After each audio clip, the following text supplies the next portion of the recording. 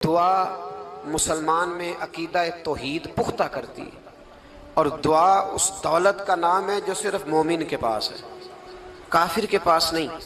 نبی پاک علیہ السلام نے فرمایا الدعاء صلاح المومن، دعا مومن کا ہتھیار ہے، کافر کے پاس یہ ہتھیار نہیں ہے۔ مومن جب اپنے مالک کے حضور دعا مانگتا ہے نا، دنیا میں آپ کسی سے زیادہ مانگے تو وہ ناراض ہو جاتا ہے، وہ کہتا ہے بھائی تو نے تو کام بنا لیا ہے، کل بھی دیا تھا، پرسوں بھی دیا تھا، روز روز تجھے کون دے؟ میرے نبی پاک علیہ السلام نے فرمایا جو اپنے رب سے زیادہ مانگتا ہے رب اس سے زیادہ راضی ہوتا ہے، زیادہ راضی ہوتا ہے۔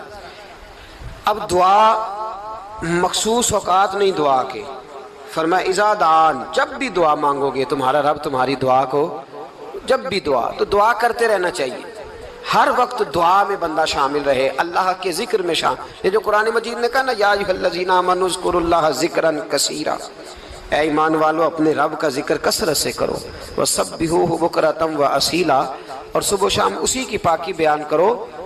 تو اس سے مراد یہ نہیں ہے کہ تسبیح لے کے سارا دن مسجد میں بیٹھے رہو اور کام کوئی نہ کرو، بلکہ اس کا مطلب یہ ہے کہ روٹی شروع کرو تو اللہ کے نام سے، اختتام کرو تو اللہ کے نام، سو جاؤ تو رب کا نام لے کے، سویرے اٹھو تو اللہ کا نام لے کے، جب تمہیں کوئی چیز اچھی لگے تو ماشاءاللہ کہو، جب کوئی مصیبت آئے تو کہو انا للہ و انا الیہ راجعون۔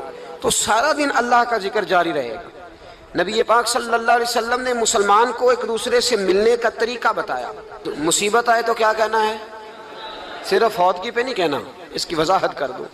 کوئی بھی الذین اذا اصابتہم مصیبہ، جب بھی کوئی مصیبت آئے، اللہ کے بندے کہتے ہیں ہم اللہ کی طرف سے آئے ہیں اور اللہ کی طرف ہی ہم نے لوٹ جانا۔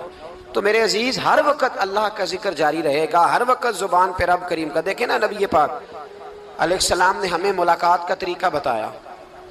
ایک صحابی آئے تو انہوں نے آ کے کہا السلام علیکم، نبی پاک علیہ السلام نے فرمایا رب تعالیٰ نے اسے 10 نیکیاں عطا فرمائی ہیں۔ دوسرے آئے تو انہوں نے کہا السلام علیکم ورحمۃ اللہ، تو محبوب فرمانے لگے، امام بہقی نے اس کو لکھا ہے، محبوب فرمانے لگے رب کریم نے اسے 20 نیکیاں عطا فرمائی۔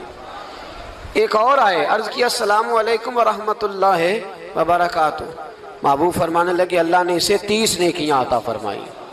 اچھا اس کا مطلب کیا ہے؟ السلام علیکم، تم پر سلامتی ہو، سادہ ترجمہ یہ ہے کہ تم سلامت رہو، تم سلامت رہو، ورحمۃ اللہ وبرکاتہ، تم پر اللہ کی رحمت بھی ہو اور اس کی برکتیں بھی ہو۔ وہ کیا کہتا ہے؟ وہ کہتا ہے وعلیکم السلام، تم پر بھی سلامتی ہو، ورحمۃ اللہ وبرکاتہ، اللہ کی رحمت ہو اور اس کی۔ یہ جو مسنون دعائیں ہیں نا جو حضور نے ہمیں دعائیں سکھائی ہر موقع پہ، ان کا کمال دیکھیے۔ اب ایک مسلمان نے آتے کہا السلام علیکم، اس کا مطلب کیا ہے؟ تم پر۔ اب وہ جھگڑا کرے گا اسے مارے گا، اس کا مال چھینے گا؟ اس نے تو آتے ہی کہا ہے تم پر سلامتی ہو۔ تو جو سلامتی کی دعا دینے والے ہیں وہ جیب تھوڑی کاٹیں گے، وہ غبن تھوڑی کریں گے، ڈاکہ تھوڑا ڈالیں گے۔ اسلام نے لفظ ہی وہ سکھایا ہے کہ فرمایا جب تم نے ملنا ہے تو تم نے دعائیں کرنی ہیں ایک دوسرے کے لیے۔ اب ہمارے ہاں نئے نئے لفظ آ گئے، ٹیلی فون اٹھایا تو کہا ہیلو، اس کا کیا ترجمہ ہے؟ کون ہے، اس کا کیا ترجمہ ہے؟ جی جناب، اس کا کیا مطلب؟ ہم نے دیکھا بڑے بڑے سمجھدار لوگ السلام علیکم کی بجائے کہتے ہیں کیا حال ہے۔ بھئی کیا عجیب بات ہے، بھئی کیا حال ہے کا کیا مطلب ہوا؟ وہ بعد میں کرنے کی بات ہے۔ اور کچھ تھوڑا سا جو ادیب ہیں، جو بیچارے حروف کے پیچ و تاب میں رہتے ہیں، وہ کہتے ہیں آداب عرض ہے۔ وہ کیا ہوتا ہے جی؟ اسلام نے دعا سکھائی ہے السلام علیکم، یہ کتنی خوبصورت دعا ہے۔ جب آپ گھر کے اندر داخل ہوئے تو آپ نے دعا دی السلام علیکم، یہ دعا دی آپ۔ ایک صحابی حاضر خدمت ہوئے، عرض کی یا رسول اللہ صلی اللہ علیہ وسلم میرے گھر میں غربت رہتی ہے، کیا کروں؟ نبی پاک علیہ السلام نے فرمایا جب بھی گھر جایا کرنا گھر والوں سے سلام لیا کر، گھر والوں سے کیا کہا کر؟ السلام علیکم، جب بھی گھر جائے۔ یعنی گھر آیا، اب گھر والوں نے بتایا کہ ماچس کی ڈبیا تو لے آؤ۔ اب یہ دکان کونے پہ تھی گھر والے پہ، وہاں سے ماچس کی ڈبیا لے کے واپس گیا تو کہنے لگا السلام علیکم۔ پھر گھر والوں نے کہا ہو بتانا یاد ہی نہیں رہا، چینی بھی ختم ہو گئی ہے۔ تو یہ پھر گیا چینی لینے، لوٹ کے آیا تو کیا کہا؟ جب اللہ چاہتا ہے تو کہے، جب اللہ کے رسول چاہتے ہیں تو کہے۔ اس کا ترجمہ یہ ہے کہ تو سلام لے. اللہ رسول چاہ رہے ہیں کہ تو سلام لے تاکہ تیرے گھر میں سلامتیاں ڈال دی جائیں. تو فرمایا سلام لینی ہے تو نے، اور ساتھ تو نے اس طرح کرنا ہے کہ 3 دفعہ سورۃ اخلاص کو پڑھنا ہے. امام قرطبی نے اس کو لکھا ہے. اس نے کہا حضور غربت بڑی ہے. غربت بڑی ہے تو کہ وظیفہ بتائیں. فرمایا جب بھی گھر جاؤ سلام لو اور 3 دفعہ سورۃ اخلاص پڑھو. وہ صحابی کہتے ہیں میں پکا ہو گیا. اب وہ کچھ دنوں کے بعد، کچھ عرصے کے بعد، کچھ مہینوں کے بعد واپس آئے تو صحابہ کرام علیہم رضوان فرماتے ہیں ہماری خواہش تھی کہ یہ کچھ بیان کرے، اب بتائے جو وظیفہ لے کے گیا تھا اس کا رزلٹ کیا نکلا. کہتے اس نے بڑی حیرت انگیز بات کی، حیرت انگیز عجیب انداز میں. کچھ لوگوں کا دل ہوتا ہے نا کہ مجھے ملے میرے پڑوسی کو نہ ملے، اور کچھ کا دل ہوتا ہے یار مجھے بھی ملا ہے اور الحمدللہ میرے پڑوسی کو ملا ہے. تو صحابی جب حاضر ہوئے تو صحابہ کہتے ہیں ہمیں تجسس تھا کہ یہ کچھ بتائیں. تو حضور نے فرمایا کیا حال ہے تیرا؟ کہا یا رسول اللہ کمال ہی ہو گئی ہے حضور، میں جب بھی گھر جاتا ہوں سلام لیتا ہوں اور 3 دفعہ سورۃ اخلاص پڑھتا ہوں. میں تو امیر ہو ہی گیا ہوں، میرے تو ہمسائے بھی امیر ہو گئے. کتنا پیارا ہے یہ جملہ، کتنا حسن ہے. اتنا اچھا لفظ کسی اور کے پاس ہے ہی نہیں جو الفاظ ہمیں ہمارے رسول نے عطا فرمایا. اس کو اپنائیے، اس کو اپنائیے. یہ الگ بات ہے کہ لوگ مطلب کے لیے سلوٹ کر لیتے ہیں بڑا سارا، لیکن مطلب کے لیے نہیں. جس کو جانے اس سے بھی سلام لیں، جس مسلمان کو نہیں جانتے اس سے بھی. تو نبی پاک نے ہمیں مسنون دعائیں سکھائیں. رات کو جب سونے لگیں اللہ کے رسول صلی اللہ علیہ وسلم نے ہمیں دعا سکھائی. حضور نے فرمایا جب سونے لگو تو مسلم شریف میں فرمایا تم نے یہ دعا پڑھنی اللہم باسمک اموت و احیا. تم نے کہنا اے اللہ میں تیرے نام پر مرتا ہوں اور تیرے نام پر جیتا ہوں. نبی پاک صلی اللہ علیہ وسلم نے ایک حدیث میں فرمایا کہ یہ جو نیند ہے نا یہ موت کی چھوٹی بہن ہے، یہ موت کا ایک حصہ ہے. جس طرح انسان سو جائے تو کوئی خبر نہیں ہوتی کیا ہو رہا ہے، بالکل وہ اٹھا ہے تو اس نے کہا ہو یہ کیا ہوا. سو جاتا ہے نا آدمی، اسے خبر نہیں ہوتی. اوہو میں نے تو 11 بجے اٹھنا تھا، یہ تو 3 بج گئے. اب اسے خبر نہ رہی. سوتے ہوئے لوگ چوری کر لیتے ہیں. بلکہ اس طرح بھی ہوتا ہے کہ آدمی نے گکھڑ اترنا تھا، وہ پنڈی سے آ رہا تھا لیکن وہ سویا ہوا تھا. آنکھ تب کھلی جب کاموں کی آ گیا تھا. اب اس کا اس پر زور ہے تو فرمایا کیا پتا اب تو کھل گئی کاموں کی، جا کے لاہور جا کے کسی جگہ پہنچ کے. تو یہ بھی ممکن ہے کہ کھلے ہی نہ، نیند ہی موت کا سبب بن جائے. تو کہہ کے سو کہ یا اللہ تیرے نام پہ سو رہا ہوں. اللہ کس نام پہ سو رہا ہوں؟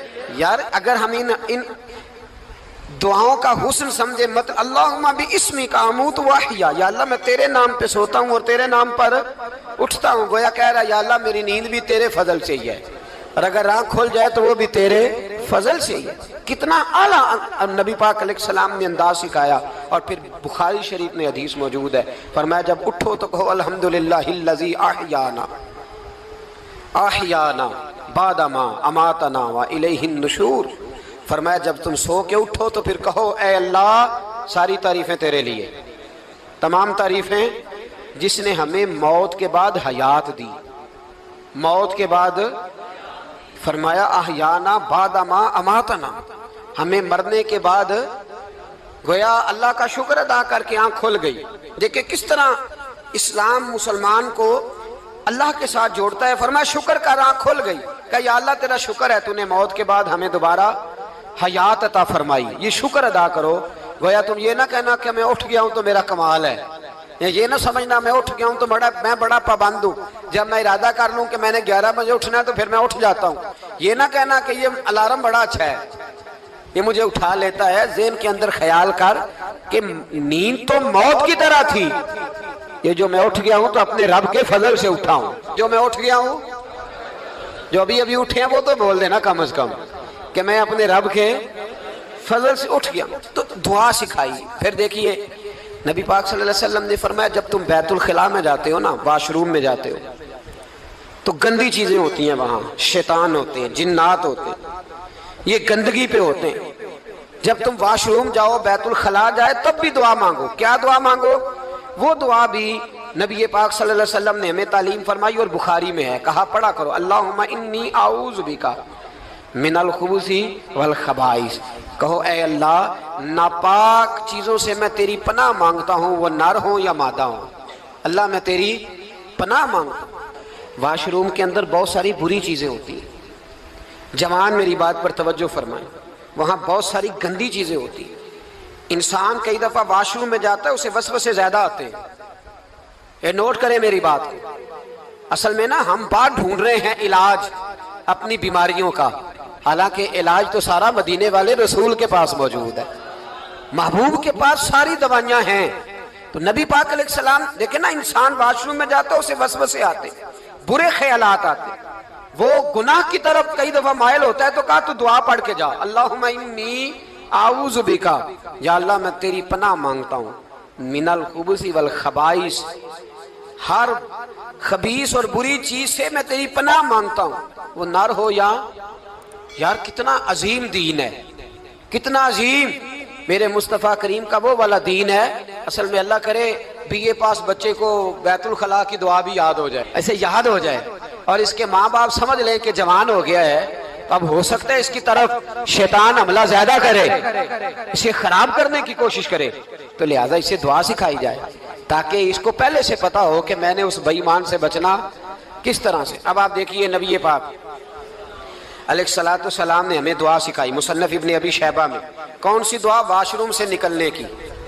اللہ اکبر، بڑی زبردست دعا ہے، بڑی زبردست۔ آپ یقین کریں اس ایک ایک دعا پر ایک ایک پورا بیان ہو سکتا ہے، ایک ایک۔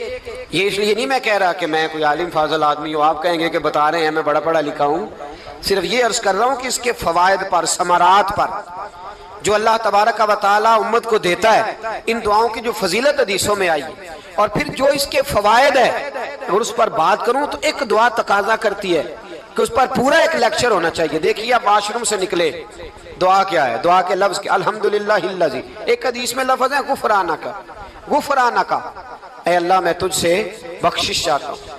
اور جو مشہور اور معروف ہے مصنف ابن ابی شیبہ کی روایت، فرمایا الحمدللہ الذی اذھب عنی العذاب وعافانی، فرمایا اے اللہ تیرا شکر ہے۔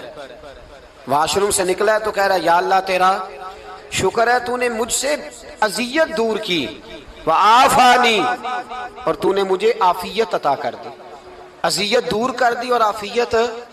بولیے، واش روم سے نکلا ہے تو کیا کہتا ہے؟ یا اللہ تیرا شکر ہے، تو نے مجھ سے اذیت دور کر دی اور مجھے عافیت۔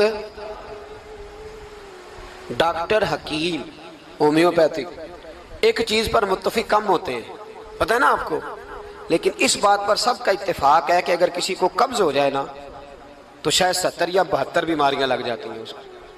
اور جب آدمی کو قبض ہوتی ہے نا، پیٹ کے اندر فضلہ جم جاتا ہے، خارج نہیں ہوتا، اس کو اعصاب کی بیماری ہوتی ہے، اس کے ذہن پر اثر ہوتا ہے اس چیز کا۔ آپ یہ مت سمجھیں کہ کھانا کھانا یہ کمال ہے، اللہ نے یہ بھی نعمت بنائی ہے کہ کھانا جب خارج ہوتا ہے تو وہ بھی اللہ کا بہت بڑا احسان ہے۔ تو فرمایا تو سمجھا ہی نہیں، اگر تجھے قبض ہو جاتی، تیرے پیٹ کے اندر وہ چیز جم جاتی، تیرے لیے کتنی تکلیف کا باعث تھی۔ ان لوگوں سے پوچھئے جو اس کے بیمار ہیں، اس کے مریض ہیں، وہ کتنی تکلیف میں رہتے ہیں، سر میں درد ہوتا ہے، سر چکراتے ہیں۔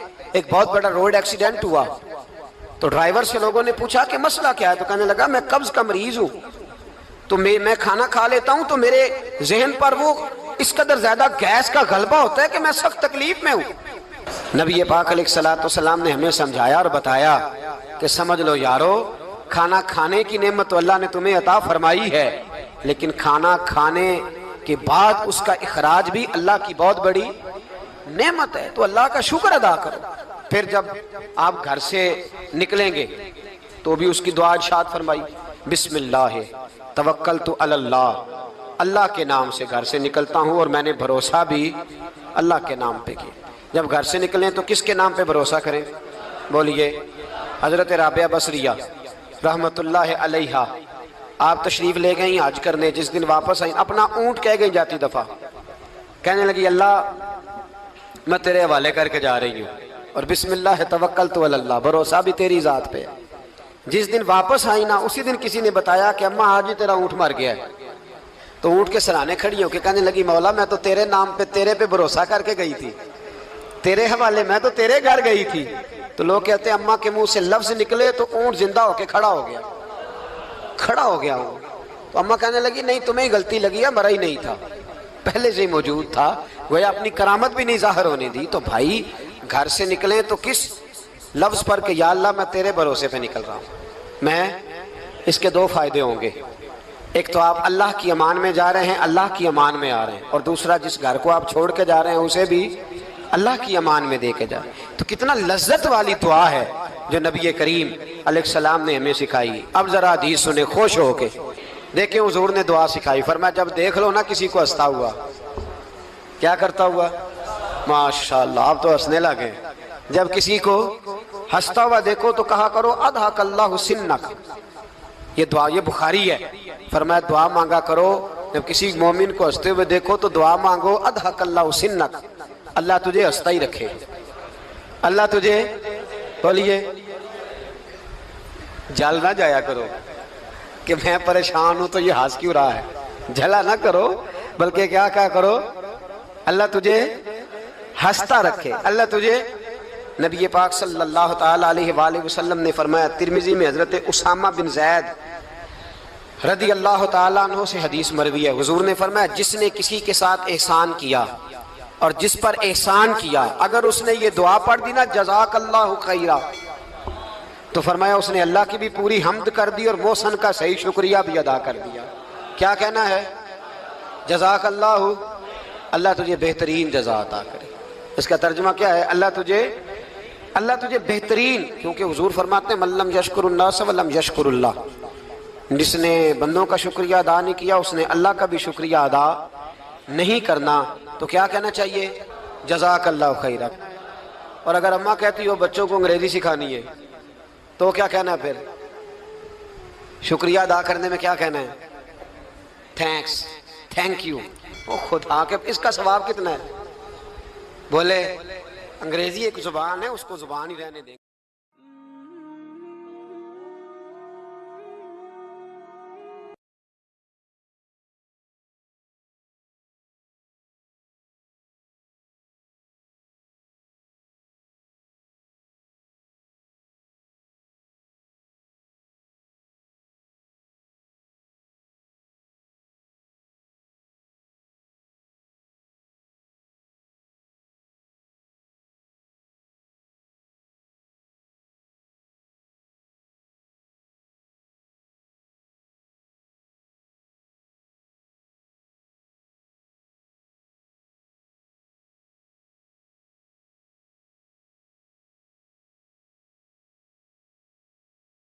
مالدار تھا، وہاں ایک بیوی رکھ لی، مکان رکھ لیا. اب یہ جو بیوی مصر میں تھی نا، اسے تھوڑا